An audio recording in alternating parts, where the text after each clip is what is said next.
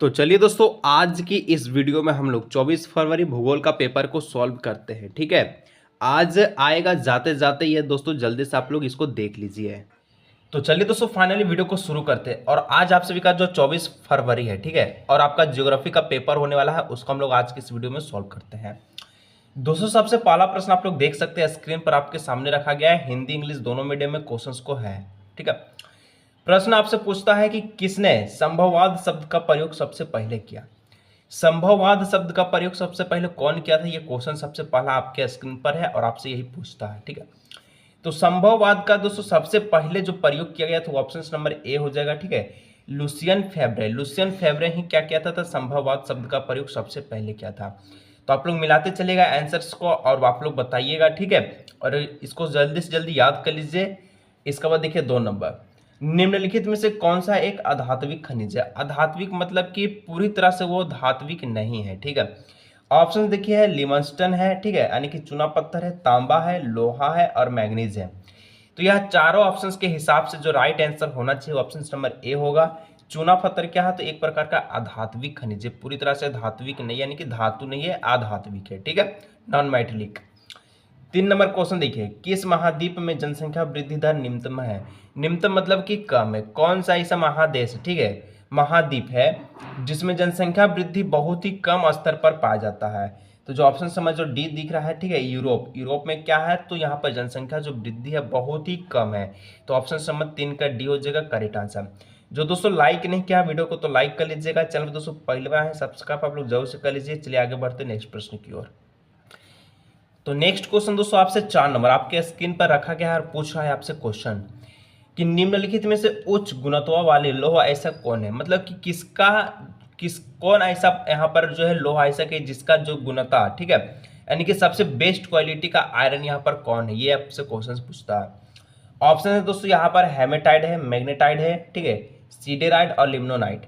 तो यहाँ पर सबसे अच्छा क्वालिटी वाला जो आयरन हो जाएगा वो आप सभी का ऑप्शन हो जाएगा सी नंबर। ठीक है, मैग्नेटाइट। ठीक है, चलिए इसके बाद देखिए 5 नंबर, विनिर्माण उद्योग किस क्रियाकलाप से संबंधित। विनिर्माण मतलब कि दोबारा से क्या करना, निर्माण करना, दोबारा से निर्माण करना। ये क्वेश्चन आपसे पूछा गया, तो कौन सा क्रियाकलाप में होता है। हम लोग जानते हैं, क्या जानते हैं कि प्राथमिक क्षेत्र, तो ये आपका होगा नहीं, द्वितीयक क्षेत्र का, क्योंकि जो है आपका प्राथमिक क्षेत्र से जितना भी लकड़ी उकड़ी होता है, ठीक है, इसको ये अपने अनुसार ढांचा में बदल देता है, जैसे कुर्सी, मेज, टेबल।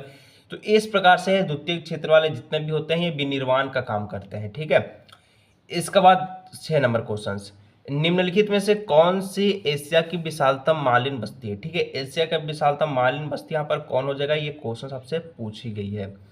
तो देखिए क्वेश्चंस में दोस्तों यहाँ पर जो ऑप्शंस है, धरावी है, ठीक है, झाबुआ है, तालचेर है और माहिम है।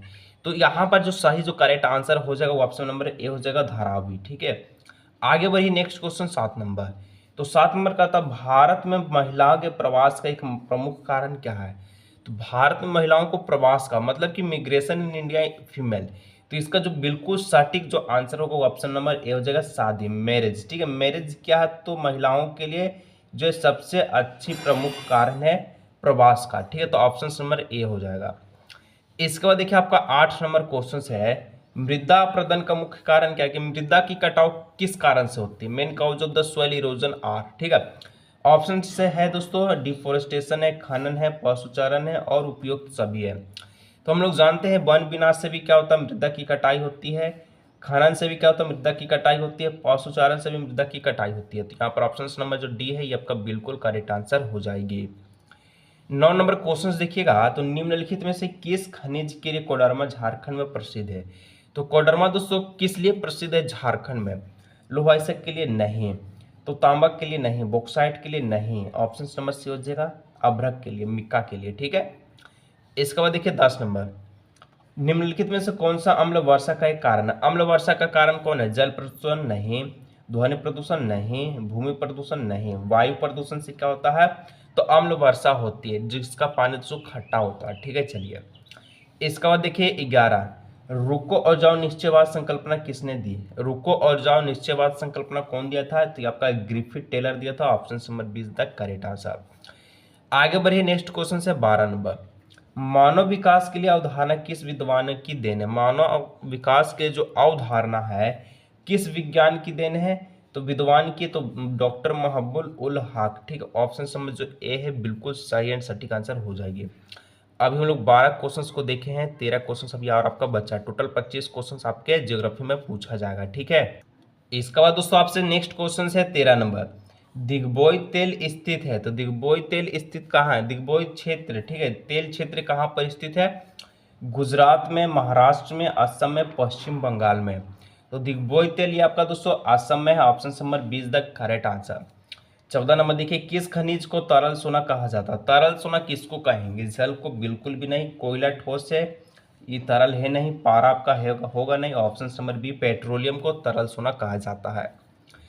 15 नंबर क्वेश्चन देखिए कि उद्योग जिनका प्रबंधन सरकार के हाथों में रहता है कहलाता है। उद्योग जिनका प्रबंधन, प्रबंधन मतलब रोक, ठीक है, मतलब जिसमें आपका जो है सरकार के द्वारा ही सारा चीज किया जाता है। ठीक है, उस क्षेत्र को हम लोग क्या कहेंगे? निजी क्षेत्र नहीं, अपना के लिए नहीं, संयुक्त ये भी नहीं होगा, सहकारी, ठीक है, ये सहकारिता ये भी नहीं होगा। सार्वजनिक क्षेत्र में क्या होता है? ये सरकार के हाथ में सारा चीज होता है जो कि सभी के लिए होता है। तो option number 20 the correct answer, question number 15। ठीक है, 16 नंबर देखिए, निम्नलिखित में से कौन सा एक कुटीर उद्योग का उदाहरण? कुटीर उद्योग का उदाहरण कौन हो जाएगा? Which one of the flowing example of the cottage estate, ठीक है, इंडस्ट्रीज।